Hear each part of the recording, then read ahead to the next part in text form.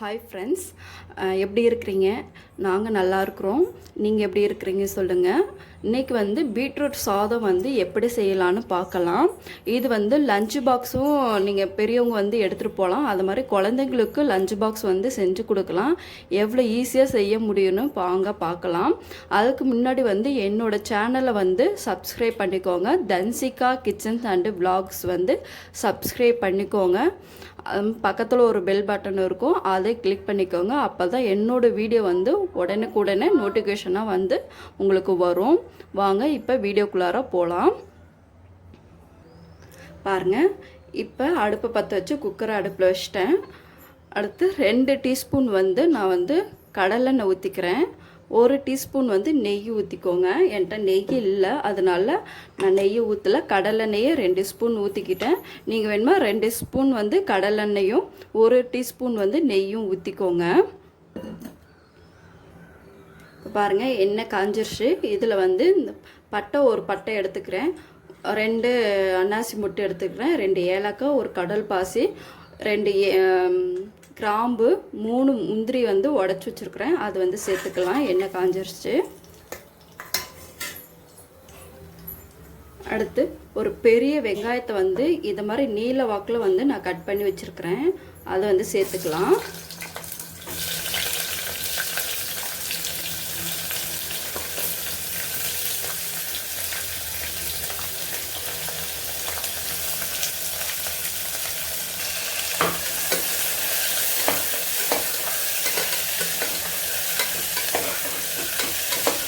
வெங்காயம் நல்லா கண்ணாடி பதம் வர வரைக்கும் நல்லா வதக்கலாம். இதுக்கு வெங்காயம் ரொம்ப கோல்டன் கலரில் வரணும் அப்படின்ட்டு இல்லை, கண்ணாடி பதம் வந்தாவே போதும். அந்த அளவுக்கு வதக்குனாவே போதும். இங்கே பாருங்கள், இந்த அளவுக்கு வதங்கினா போதும் வெங்காயம். இப்போ பச்சை மிளகா, ஒரு பச்சை மிளகா கீறி வச்சுருக்கிறேன், அதையும் சேர்த்துக்கலாம்.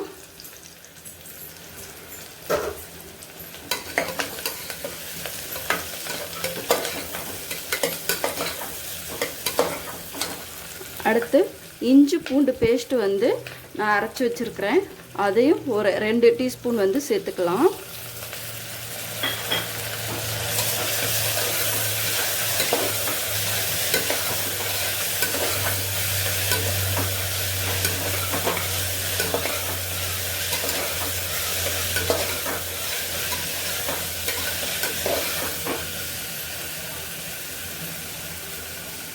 அடுத்து ஒரு தக்காளியை கட் பண்ணி, இந்த அளவுக்கு கட் பண்ணி வச்சுருக்கிறேன், அதையும் சேர்த்துக்கலாம்.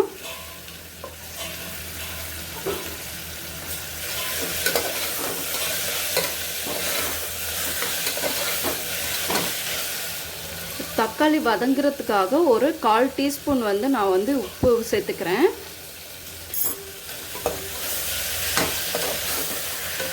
நல்லா வதங்கி வரட்டும் தக்காளியும் வெங்காயமும்.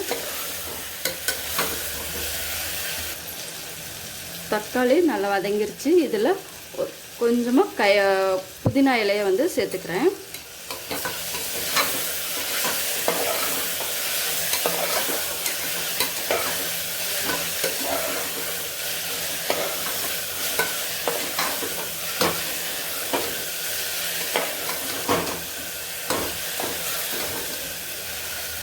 பாருங்கள், தக்காளி நல்லா வதங்கி வந்துருச்சு. இப்போ இந்த இதில் நம்ம பொடிகளை சேர்த்துக்கலாம்.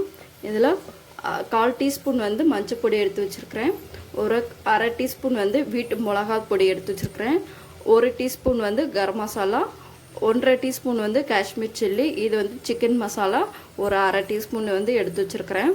உங்களுக்கு காரம் எந்த அளவுக்கு தேவைப்படுதோ அந்த அளவுக்கு நீங்கள் காரம் சேர்த்துக்கலாம். பெரியவங்களுக்காக இருந்துச்சுன்னா நீங்கள் காரம் அதிகமாக சேர்த்துக்கலாம். சின்ன குழந்தைங்களா நீங்கள் ஸ்கூல் லஞ்ச் பாக்ஸு கட்டி கொடுக்குறீங்க அப்படின்னா நீங்கள் காரத்தை கம்மி பண்ணிக்கலாம். நான் ஆல்ரெடி ஒரு பச்சை மிளகா போட்டதுனால இந்த காரமே எங்களுக்கு போதும். நல்லா கிண்டி விட்டுக்கலாம். பாருங்கள், இந்த அளவுக்கு கிண்டி வந்திருக்குதுன்னு. அடுத்து 2 பீட்ரூட் நான் பொடி பொடியாக கட் பண்ணி வச்சுருக்கிறேன், அதையும் சேர்த்துக்கலாம்.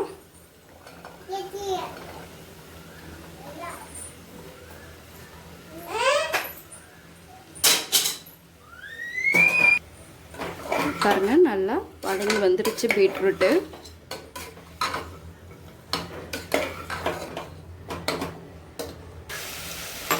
பாருங்கள் பீட்ரூட்டு நல்லா வதங்கி வந்துடுச்சு. இப்போ வந்து அதுக்கு உண்டான தண்ணியை வந்து ஊற்றிக்கலாம். நான் இந்த டம்ளரில் வந்து 2.5 டம்ளர் வந்து அரிசி எடுத்துருக்கிறேன். இதுக்கு 5 டம்ளர் வந்து தண்ணி ஊற்றிக்கலாம். இதில் 1.5 டம்ளர் வந்து நான் வந்து தேங்காய் பால் ஊற்றிக்கிறேன். மீதி 3.5 டம்ளர் வந்து நான் வந்து தண்ணி ஊற்றிக்கிறேன். இப்போ தண்ணி ஊற்றிக்கலாம், தேங்காய் பால் ஊற்றிக்கலாம்.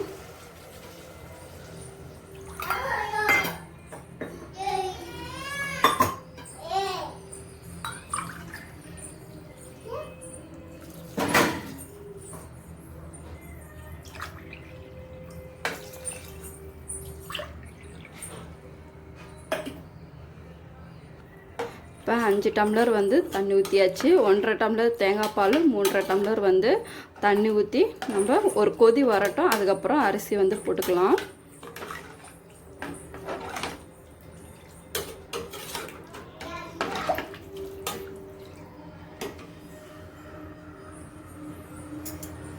முன்னாடி தக்காளி வதங்குறதுக்காக ஒரு 1/4 டீஸ்பூன் வந்து உப்பு போட்டோம். இப்போ வந்து ஒரு 3/4 டீஸ்பூன் வந்து நம்ம வந்து உப்பு சேர்த்துக்கலாம்.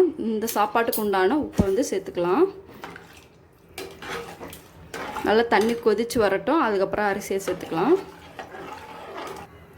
தண்ணி கொதி வந்துருச்சு. இப்போ நம்ம கழுவி வச்சுருக்கிற அரிசியை வந்து சேர்த்துக்கலாம்.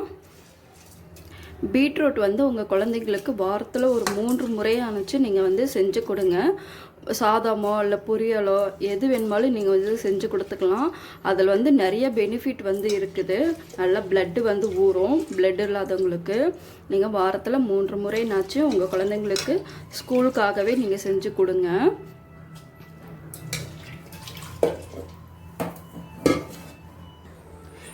எனக்கு எல்லாமே உப்பு காரம் எல்லாமே கரெக்டாக இருக்குது. இப்போ மல்லித்தலையை போட்டு நம்ம வந்து மூடி வச்சிடலாம். மூடியை போட்டு மூடி வச்சிடலாம். இது வந்து ஒரு 3 விசில் வந்து வரட்டும்.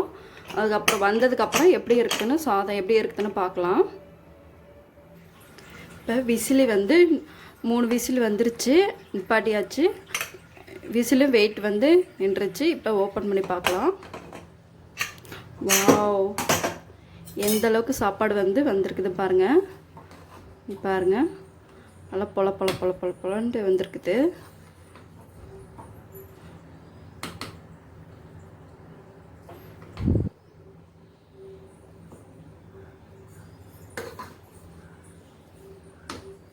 இப்போ நான் இதை வந்து ஹாட் பாக்ஸ்க்கு வந்து மாற்றிக்கிறேன். ஏன்னா லஞ்சுக்கு வந்து இந்த சாப்பாடு தான் நாங்கள் வந்து சாப்பிட போகிறோம். ஹாட் பாக்ஸ் வந்து மாற்றிக்கிறேன். அவ்வளோதான், பீட்ரூட் சாதம் வந்து ரெடி ஆயிடுச்சு. நீங்களும் இதை மாதிரி செஞ்சு உங்கள் குழந்தைங்களுக்கோ உங்கள் ஹஸ்பண்டுக்கோ இதை மாதிரி செஞ்சு நீங்கள் லஞ்ச் பாக்ஸாக செஞ்சு கொடுக்கலாம். பாருங்கள் சாப்பாடு எந்த அளவுக்கு வந்திருக்குதுன்னு நல்லா பொல பொல பொல பொலன்ட்டு இருக்குது சாப்பாடு. இது மாதிரி நீங்களும் உங்கள் குழந்தைங்களுக்கு செஞ்சு கொடுங்க. இந்த வீடியோ உங்களுக்கு பிடிச்சிருந்துச்சுன்னா மறக்காமல் கமெண்ட் பண்ணுங்கள், சப்ஸ்கிரைப் பண்ணுங்கள், எல்லாத்துக்கும் ஷேர் பண்ணிக்கோங்க. ஓகே, இன்னொரு வீடியோவில் நம்ம பார்க்கலாம்.